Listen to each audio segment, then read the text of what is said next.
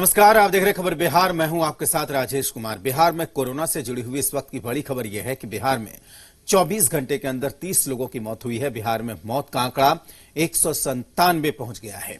केंद्र की Covid website में 197 मौत का जिक्र देखने को मिल रहा है। इसके साथ ही जो संकट है वो लगातार बढ़ता हुआ कोरोना का, अब बिहार में 197 पहुंच गया है कोरोना से मौत का आंकड़ा।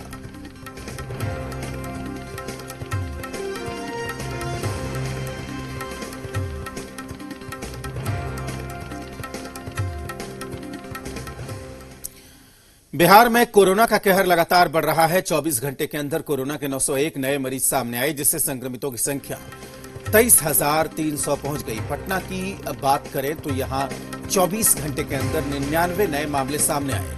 पटना में अभी तक 3,245 कोरोना केस सामने आ चुका है। कोरोना के बढ़े मामलों की वजह से बिहार में रिकवरी रेट भी तेजी से घट रहा है। अब यह घटकर 64% हो गया। अभी तक 14,997 लोग ठीक हो चुके हैं और तकरीबन 3,58,000 लोगों की जांच हो चुकी है और 8,129 एक्टिव केस हैं।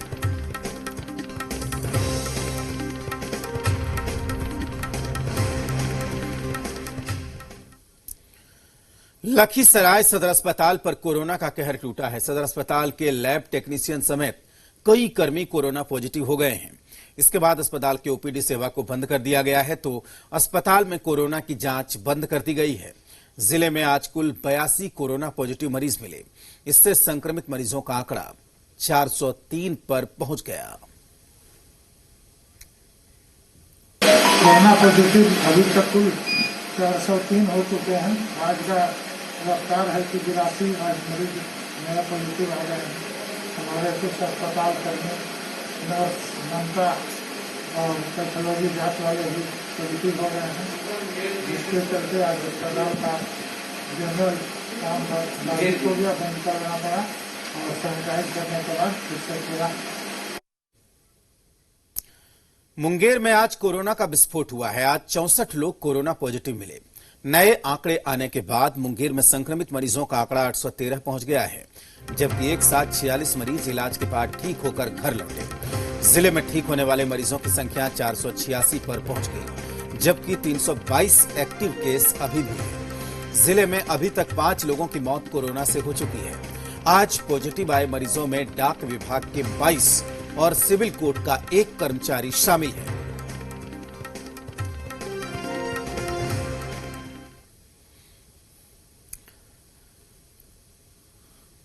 बेगूसराय में भी कोरोना का कहर टूटा है। आम लोगों के साथ पुलिसकर्मी भी कोरोना की जद में आ रहे हैं। जिले में कोरोना से संक्रमित मरीजों की संख्या 1061 हो गई है, जबकि अभी तक 9 लोगों की मौत कोरोना से हुई है। इधर फुलवरिया थाने के 10 पुलिसकर्मी कोरोना से संक्रमित हो गए हैं, जबकि डीएसपी के एक बॉडीगार्ड भी कोरोना की जद में है। सभी को इलाज के लिए आइसोलेशन सेंटर में भर्ती करवाया गया है। बेगूसराय में भी 1000 की संख्या हम लोग पार कर गए हैं। हालांकि एक्टिव केसेज अभी 450 ही हैं, लेकिन हम लोग इसीलिए लॉकडाउन को प्रभावी ढंग से इसमें कराने का प्रयास कर रहे हैं, ताकि संक्रमण का जो रफ्तार है वो कम हो, फैले नहीं। और साथ ही साथ लोगों से अपील भी कर रहे हैं कि लोग मास्क पहने। यही एक तरीका है। बिहार में कोरोना ने हाहाकार मचा रखा है। आंकड़ा 23,000 के पार पहुंच गया। सूबे में 31 जुलाई तक लॉकडाउन लगा दिया गया है और हालात गंभीर हैं। इस गंभीर हालात को देखते हुए सरकार ने टेस्टिंग बढ़ाने पर जोर दिया है। दावा किया जा रहा है कि हर रोज 20,000 टेस्ट किए जाएंगे, लेकिन क्या इतना आसान है? क्योंकि 10,000 का दावा 20 जून को किया गया था और उसे पाने में 24 दिन लग गए। 14 जुलाई को 10,000 का आंकड़ा सामने आया। सरकार के इस दावे पर अब सियासी संग्राम हो रहा है।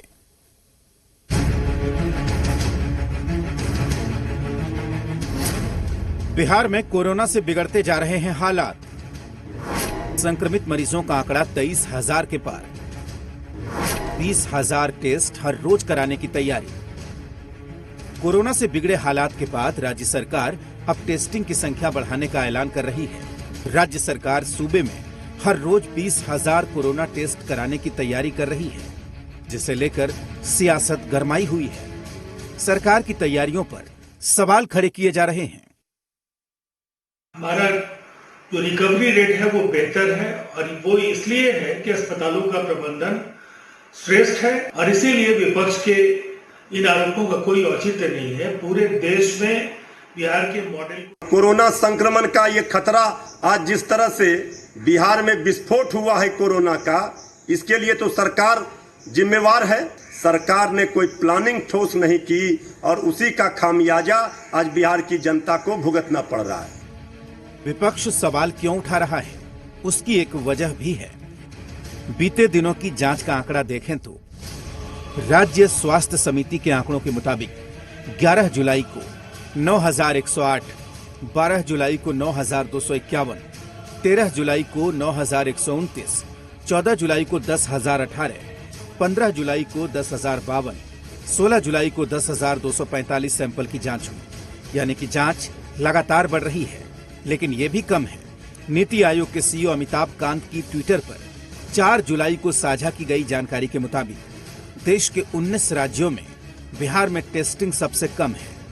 राज्य में महज प्रति 10 लाख पर 2,197 जांच या टेस्टिंग हो रही, जबकि उत्तर प्रदेश, झारखंड, तेलंगाना, मध्य प्रदेश सहित अन्य राज्य बिहार से बेहतर स्थिति में हैं। पड़ोसी राज्य उत्तर प्रदेश में प्रति 10 लाख पर 3,798 टेस्ट हो रहे हैं, तो झारखंड में यह आंकड़ा 4,416 का है।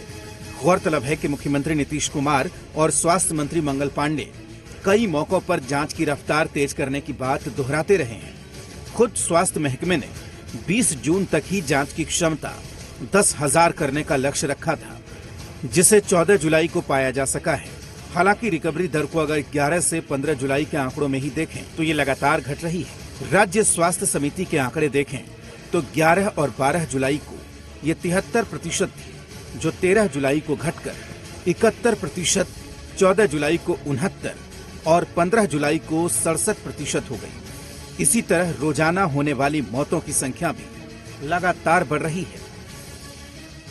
इस कोविड के इलाज में सरकार थोड़ी भी कोताही नहीं बरत रही है और पूरी सुविधाएं इस संक्रमित लोगों को उपलब्ध कराने के लिए लगातार प्रयासरत है। आज हम जो कोरोना का दंश झेल रहे हैं वो सिर्फ मुख्यमंत्री और भाजपा का देन है। ये आंकड़े जो राज्य सरकार के ही हैं, वो चौंकाते हैं, लेकिन सरकार के दावे ठीक उलट हैं। उनके मुताबिक राज्य सरकार बढ़िया काम कर रही है। धीरज ठाकुर, जी मीडिया, पटना। कोरोना संक्रमण के बीच निर्वाचन आयोग चुनाव की तैयारियों में जुटा है। सहायक निर्वाचन पदाधिकारी का यहां पर चल रहा है। इसमें सूबे के कई जिलों के निर्वाचन पदाधिकारी हिस्सा ले रहे हैं। उन्हें नामांकन की पद्धति की जानकारी दी जा रही है। साथ ही संक्रमण को लेकर आयोग की तरफ से की जा रही तैयारियों के बीच उन्हें ट्रेनिंग दिया जा रहा है। इस दौरान अपर मुख्य निर्वाचन पदाधिकारी गोपाल मीणा ने बताया कि आने वाले दिनों में सभी निर्वाचन पदाधिकारियों को दिल्ली से वीडियो कॉन्फ्रेंसिंग के जरिए विशेष ट्रेनिंग दी जाएगी।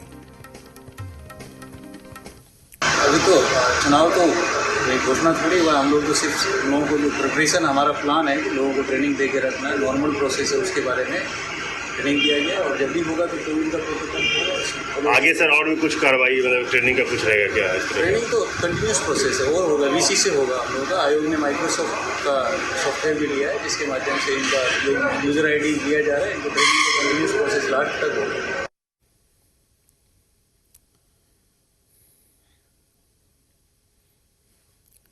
बिहार में विधानसभा चुनाव को लेकर सूबे की तमाम विपक्षी पार्टियों में एक बार फिर से एकजुटता दिखी। बिहार की 9 विपक्षी पार्टियों ने मिलकर दिल्ली के कॉन्स्टिट्यूशन क्लब में बैठक की। पार्टी प्रतिनिधियों ने अपनी बैठक में बिहार में फैलते कोरोना को लेकर सरकार की असफलता पर चिंता जताई। इस मौके पर पार्टी प्रतिनिधियों ने अपने अपने विचार रखे और एक सामूहिक मांग पत्र चुनाव आयोग को सौंपा। विपक्षी दलों का कहना है कि चुनाव एक संवैधानिक कार्य है, जिसे कब और कैसे संपन्न कराना है ये चुनाव आयोग को तय करना है। लेकिन कोरोना महामारी के कारण जरूरी बातों का ख्याल रखा जा रहा है। जिस तरह से कोरोना अपना पैर पसार रहा है, उस स्थिति को देखते हुए जरूरी है कि 1000 की जगह 250 वोटर्स पर एक बूथ का इंतजाम किया जाए। ये संख्या कम रखते हुए बूथों पर सामाजिक दूरियों के साथ अन्य सावधानियों को बरतना आसान होगा। बैठक में वर्चुअल रैली को लेकर भी सवाल खड़े किए गए। सभी दलों ने आयोग से मांग की है कि प्रचार प्रसार का बराबर मौका मिलना चाहिए।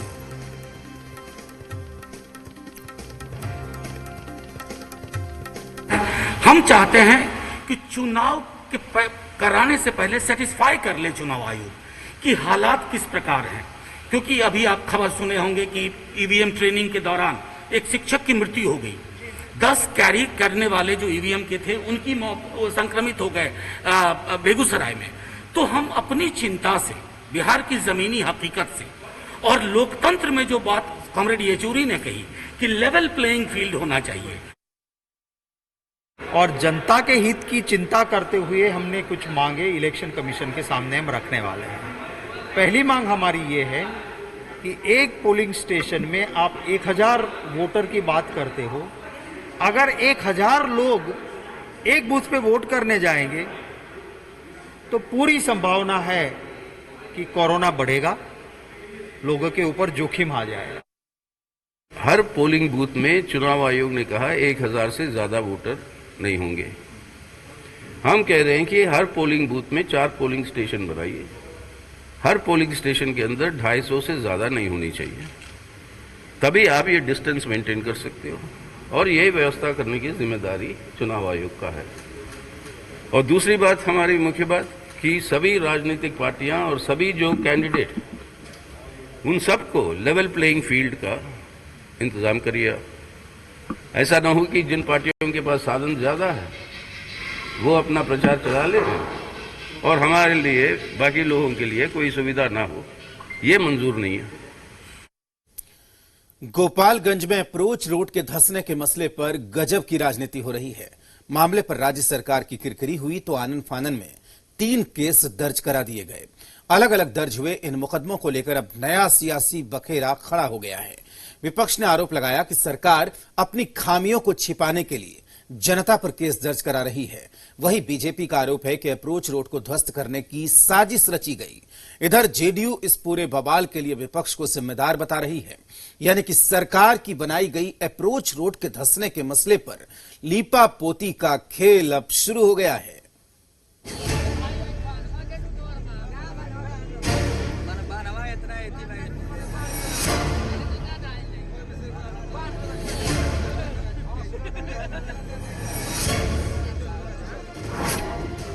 ध्वस्त अप्रोच पर एफआईआर की सियासत, जेसीबी से रोड काटने का मामला दर्ज, क्या मामले को दबाने की हो रही साजिश? गजब है, गुरुवार दिन तक जिस अप्रोच रोड को प्राकृतिक आपदा में धंसने की बात मंत्री अधिकारी कर रहे थे, गुरुवार शाम होते होते मामला जेसीबी से रोड काटने का बन गया और तो और 3 एफआईआर दर्ज करा दी गई, जिसे लेकर सूबे में सियासी बखेड़ा खड़ा हो गया है। सरकार ने के पदाधिकारियों ने जांच किया है, उसमें कुछ लोगों ने जेसीबी के माध्यम से उसको पुल के अप्रोच को काटने का काम किया था। 29 दिनों के बाद आपका पुल बह जा रहा है पानी में और उल्टे एफआईआर लोग पर करवाते हैं। क्या पैसा किसका था? आपके घर का था पैसा, आपके खाता का था पैसा। अब जरा केस की डिटेल जान लीजिए, किसने किस पर केस किया है। अप्रोच रोड ढहने के मामले में 3 अलग अलग एफआईआर लिखी गई है। बैकुंठपुर थाने में सीओ, ठेकेदार और पुल निगम के इंजीनियर ने एफआईआर दर्ज कराई है। सीओ ने जिला परिषद सदस्य रवि रंजन के साथ समर्थकों पर लॉकडाउन तोड़ने की एफआईआर दर्ज कराई है। ठेकेदार उदय सिंह ने फैजुल्लाहपुर के मुखियापति ग्रामीणों पर निर्माण कार्य में बाधा पहुंचाने की एफआईआर दर्ज कराई है। इसके अलावा पुल निगम के इंजीनियर ने अज्ञात ग्रामीणों पर जबरन जेसीबी लेकर सड़क काटने और कार्य में बाधा पहुंचाने की एफआईआर दर्ज कराई है। हालांकि सड़क ढहने के मामले में किसी भी अफसर या ठेकेदार पर कार्रवाई नहीं की गई है। तो क्या सरकार जिम्मेदार लोगों को बचाने में जुटी है? विपक्ष तो यही आरोप लगा रहा है। बिहार को लूटा है भाजपा ने जेडीयू के साथ मिलके। विचारधारा का ना ताल है ना मेल है। क्यों साथ है? ये पुल के पैसों की तरफ बिहार को लूटने के लिए साथ है। कि आज जो स्थिति उत्पन्न हुई है वो नेता प्रतिपक्ष के झूठा बयान देने के कारण ये विपक्ष के द्वारा सिर्फ और सिर्फ प्रायोजित चीजें हैं। तो क्या बीजेपी कोटे के मंत्री का मामला है, इसीलिए बीजेपी ने इसे साजिश बताया है और जेडीयू साजिश से अलग विपक्ष पर राजनीति करने का आरोप लगा रही है। यानी ध्वस्त अप्रोच रोड के साथ ध्वस्त सिस्टम में लीपापोती का खेल हो रहा है। बड़ा सवाल है। दिल्ली से नेहा के साथ आशुतोष चंद्रा, ज़ी मीडिया, पटना। मुंगेर में बकरी के विवाद में दो पक्षों के बीच जमकर बवाल हो गया। दोनों पक्षों में जमकर लाठी डंडे चले। इस बवाल में एक पक्ष के 6 लोग घायल हुए। मामला संग्रामपुर के पृथ्वी चक गांव की है और बताया जा रहा है कि गुरुवार शाम को नंदू यादव की बकरी दिलीप यादव के घर पहुंच गई और घर का अनाज खाने लगी। इसी को लेकर विवाद हो गया और दोनों पक्षों के बीच जमकर लाठी डंडे चले। इस बवाल में एक पक्ष के 6 लोग घायल हुए हैं, जिन्हें अस्पताल में भर्ती करवाया गया। पुलिस ने 6 लोगों के खिलाफ मामला दर्ज कर लिया।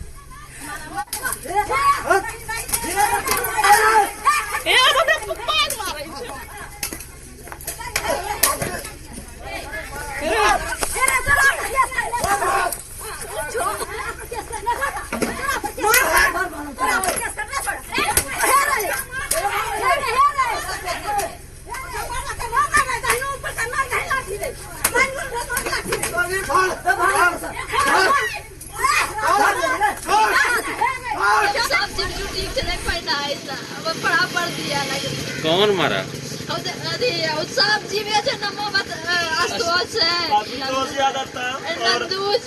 यादव अपनी उसका पत्नी रेणु देवी।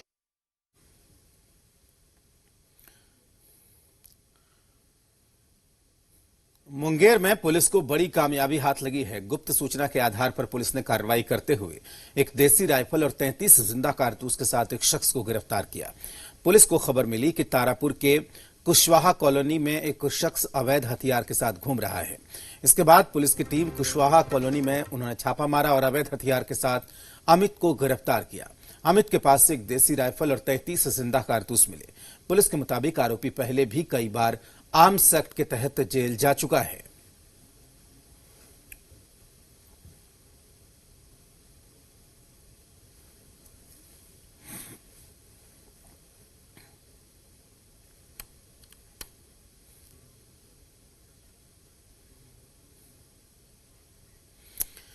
भागलपुर एसडीओ ऑफिस में हाई वोल्टेज ड्रामा हुआ। दरअसल एक युवक ऑफिस परिसर में आत्मदाह करने की कोशिश करने लगा, लेकिन वहां मौजूद पुलिस ने उसे रोक लिया। बताया जा रहा है कि जोगसर इलाके के एसडीएम ऑफिस में एक शख्स बिना अनुमति के ही घुसा और उसने हंगामा करना शुरू कर दिया। उसके बाद खुदकुशी की कोशिश की। अधिकारियों की माने तो युवक अपनी जमीन पर धारा 144 लगवाने की मांग कर रहा था।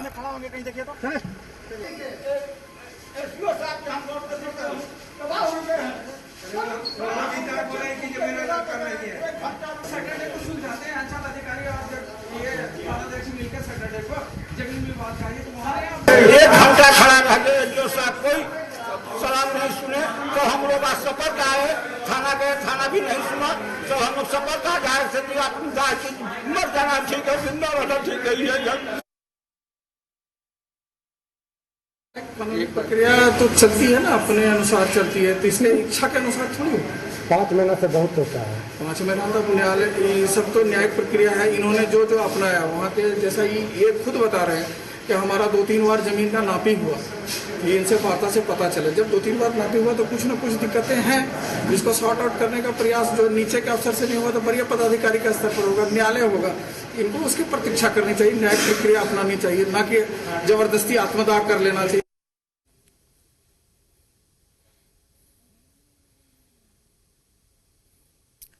छपरा के रामगढ़ा गांव में करीब 23 लाख की लूट हुई है। डकैतों ने इस वारदात को अंजाम दिया। मामला अवतार नगर के रामगढ़ा गांव का है। बताया जा रहा है कि गुरुवार की रात करीब 1:30 बजे 5 की तादाद में हथियारबंद डकैत कस्टम के पूर्व अधिकारी के घर में घुसे और लोगों को बंधक बनाकर करीब 3,45,000 रुपए कैश, 20 लाख रुपए की संपत्ति लूटी और फरार हो गए। डकैतों के फरार होने के बाद घर वालों ने शोर मचाया, तब जाकर लोगों की भीड़ इकट्ठा हुई और पुलिस को इसकी जानकारी दी गई। पीड़ित परिवार की शिकायत पर पुलिस ने 2 नामजद और 3 अज्ञात लोगों के खिलाफ मामला दर्ज किया है। एक शख्स को हिरासत में लिया गया है, उससे पूछताछ हो रही है। इस घटना के बाद इलाके में हड़कंप है।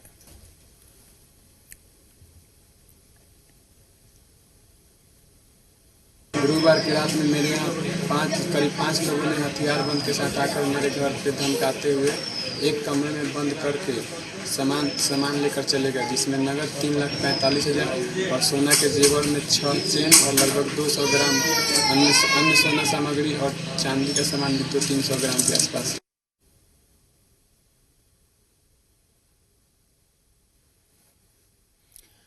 औरंगाबाद में उत्पाद विभाग को बड़ी कामयाबी हाथ लगी है। छापेमारी के दौरान विभाग को 700 देशी और 88 बोतल विदेशी शराब मिली। अवैध शराब के साथ 3 तस्करों को भी गिरफ्तार किया गया। दरअसल उत्पाद विभाग को खुफिया जानकारी मिली थी। इसके बाद विभाग की तरफ से कार्रवाई की गई। एक स्कूटी, एक बाइक और एक कार से अवैध शराब की खेप को बरामद किया गया।